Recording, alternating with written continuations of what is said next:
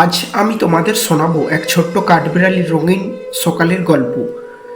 সকালে গাছের ডালে বসে সূর্য দেখতে দেখতে ছোট্ট কাঠবিড়ালির মন ভরে উঠে আনন্দে।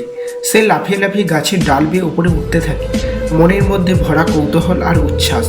খেলতে খেলতে সে হঠাৎ একটা গুড়গুড় শব্দ শুনে সে থেমে যায়।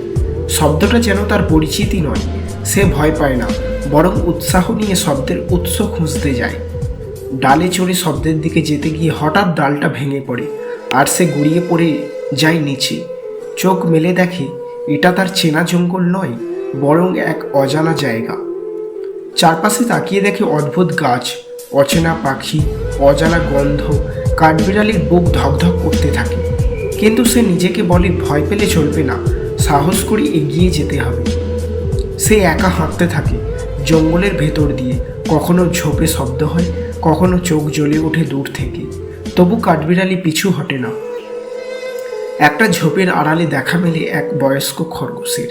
চোখে চশমা, গলায় স্কার্ফ, হাতে বাঁশের লাঠি। খরগোশটি বলে, তুমি পথ হারিয়ে ফেলেছ, তাই না? কাঠবিড়ালি তার গল্পে বলে। খরগোশ মৃদু হেসে বলে, আমি তোমার সাহায্য করব, কিন্তু এই বন অনেক বিপদে ভরা। দুজনে মিলে নতুন যাত্রা শুরু করে। চলতে চলতে তারা এক পাথরে আঁকা এক রহস্যময় চিহ্ন দেখে, একটা চোখ ও তিনটি বৃত্ত। খরগোশ বলে, এটা প্রাচীন এক ধাঁধার সংকেত, কিছু একটা আছে সামনে। তারা একটি গুহার সামনে পৌঁছায়।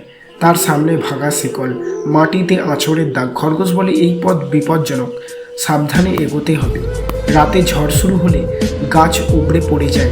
খরগোশ বিপদে পড়ে, কিন্তু কাঠবিড়ালি নিজের প্রাণের ঝুঁকি নিয়ে খরগোশকে সরিয়ে দেয়। খরগোশ অবাক, বলে, তুমি সত্যিকারের সাহসী। পরদিন হঠাৎ গর্ত থেকে বেরিয়ে আসে এক বিষাক্ত সাপ। খরগোশ জমে যায়, কিন্তু কাঠবিড়ালি গাছ থেকে একটা ফল ফেলে সাপকে বিভ্রান্ত করে। সাপ চলে যায়। সাপ চলে গেলে তারা দেখতে পায় গাছের ফাঁকে লুকানো একটা পুরনো মানচিত্র। তাতে পথ দেখানো আছে ফিরে যাওয়ার, কিন্তু সেই পথে রহস্য লুকিয়ে আছে। মানচিত্র ধরে তারা পথ চলে, পাহাড়, নদী, কাঁটা, ঝড় সব পেরিয়ে একসময় কাঠবিড়ালি চিনতে পারে তার নিজের গাছের ছায়া। কিন্তু সামনে আছে শেষ এক বড় বাধা। শেষ বাধা পেরিয়ে কাঠবিড়ালি নিজের গাছে ফিরে আসে, সঙ্গে তার নতুন বন্ধু খরগোশ। জঙ্গলের সবাই এসে তাকে অভ্যর্থনা জানায়, আর গল্পের মতো ছড়িয়ে পড়ে তার দক্ষ সাহসিক অভিযানের কাহিনী।